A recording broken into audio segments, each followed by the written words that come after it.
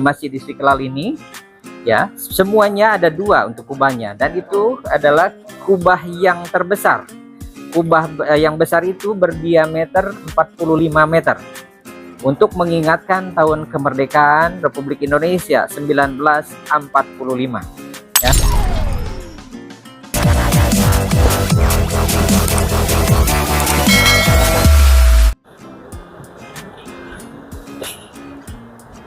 Oke guys, assalamualaikum. Jadi ini adalah masjid yang paling terbesar di Asia Tenggara yang selama ini hanya dapat dilihat daripada video-video YouTube dan juga di television. Dan pada kali ini saya sendiri menyaksikan guys, ini dengan keizinan daripada pengurusan masjid ini. Dan saya tanya bagaimana sejarah sebenarnya Masjid Istiqlal ini. Saya coba ingin mendapatkan seseorang untuk menerangkannya ya guys. Sebentar lagi saya coba cari yang boleh menerangkan terkait dengan sejarah penubuhan Masjid Istiqlal dan bagaimana Masjid Istiqlal ini dapat menampung sehingga 200.000 jamaah untuk bersolat dalam satu masa guys. Alhamdulillah saya sendiri sampai ke masjid ini dan juga dapat insyaallah menunaikan sholat selepas ini.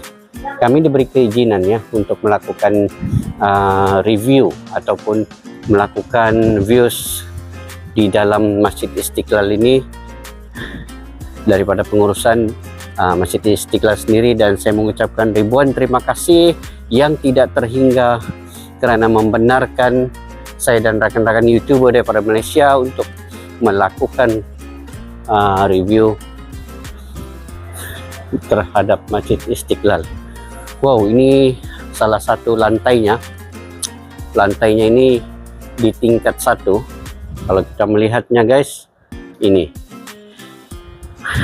Kemudian lantai ini adalah lantai yang pertama.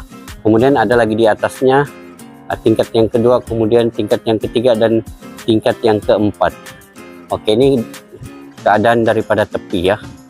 Keadaan daripada tepi kita menyaksikan sendiri bagaimana beribu-ribu jamaah dan pemain sepak bola Mesut Ozil juga sendiri pernah bersolat Jumat di masjid ini, dan beberapa kenamaan atau VIP lain yang pernah menunaikan sholat juga di masjid ini. Masjid yang penuh dengan sejarahnya, masjid yang begitu indah, yang begitu besar, yang dapat menampung ribuan, ratusan jemaah untuk menunaikan sholat. Dan juga masjid ini mencipta sejarah bukan sahaja di Indonesia tetapi di Asia Tenggara dalam masjid yang paling terbesar.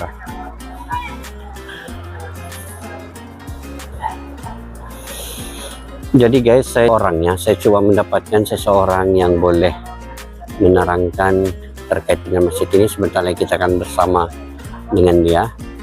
Jadi nanti kita bersama dengan dia selepas ini guys. Assalamualaikum warahmatullahi wabarakatuh. Selamat datang di Masjid Istiqlal, masjid terbesar di Indonesia dan masjid terbesar se-Asia Tenggara.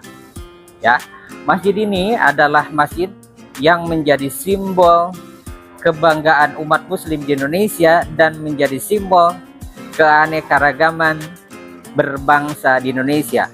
Kita bisa belajar tentang toleransi antar umat beragama dengan mengetahui atau berkunjung ke Masjid Istiqlal ini. Karena seperti kita lihat, yang pertama ya, posisi atau letak lokasi Masjid Istiqlal ini berdekatan dengan rumah ibadah agama yang lainnya. Itu menandakan bahwa kita punya kedekatan baik secara emosional atau secara nasionalisme berbangsa. Kita ini akan tetap saling menjaga dan saling menghormati satu sama lain. Dan kita bisa lihat di sini ada beberapa simbol yang terkandung pada bangunan Masjid Istiqlal. Seperti kita lihat kubahnya Masjid Istiqlal ini, ya, semuanya ada dua untuk kubahnya, dan itu adalah kubah yang terbesar. kubah yang besar itu berdiameter 45 meter untuk mengingatkan tahun kemerdekaan Republik Indonesia 1945 ya. Dan kubah yang kecil nanti kita bisa lihat di luar, diameternya 8 meter. 8 untuk menunjukkan bulan kemerdekaannya, yaitu Agustus. Dan di atas kubah yang besar ini ada besi panjang di atasnya dengan ornamen bulan dan bintang sebagai penghiasnya, ya, untuk menunjukkan keagungan dalam beribadah, ya, keagungan masjid sebagai rumah ibadah. Dan tingginya besi panjang itu totalnya 17 meter. 17 Agustus 1945 adalah hari kemerdekaan Republik Indonesia. Dan insya Allah besok mungkin ya kita akan selebrasi, kita akan merayakan, kita akan bersukacita, bergembira menyambut dan memperingati hari kemerdekaan Republik Indonesia yang ke-77. Ada yang unik ya, karena dari 17 Agustus 1945 adalah hari kemerdekaan Republik Indonesia.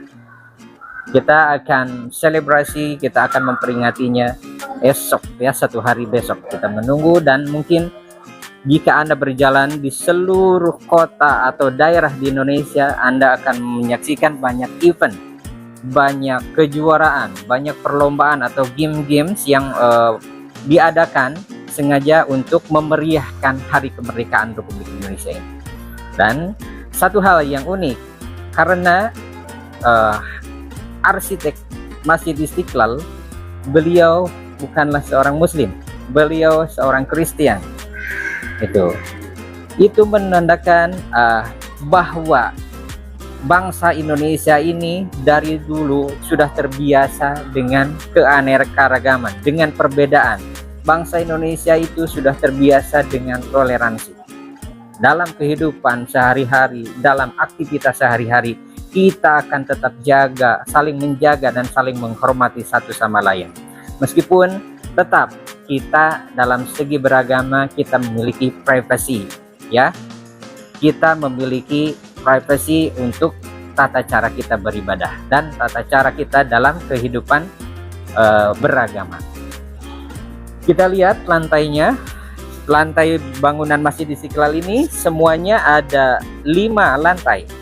Bisa kita lihat di lantai utama ya, 1, 2, 3, 4, 5. 5 lantai itu menunjukkan rukun Islam ya, rukun Islam ada 5 dan 5 waktu sholat.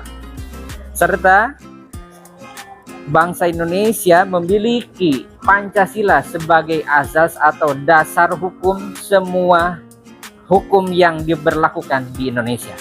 Yang pertama, ketuhanan yang Maha Esa. Semua warga Indonesia itu harus mempercayai adanya Tuhan dan memeluk agama. Yang kedua, kemanusiaan yang adil dan beradab. Yang ketiga, persatuan Indonesia. Itu yang paling kita jaga, persatuan. Karena selama ini ya banyak hal yang seakan-akan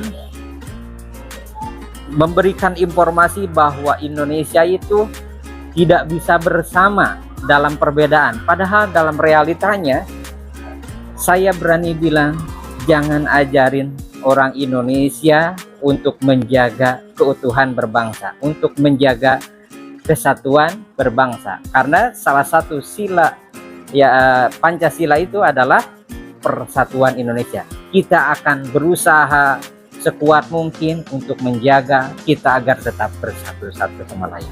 Yang keempat ya, kerakyatan yang dipimpin oleh hikmat, kebijaksanaan dalam permusyawaratan perwakilan. Dan yang terakhir, keadilan sosial bagi seluruh rakyat Indonesia. Di sini tidak ada yang diistimewakan.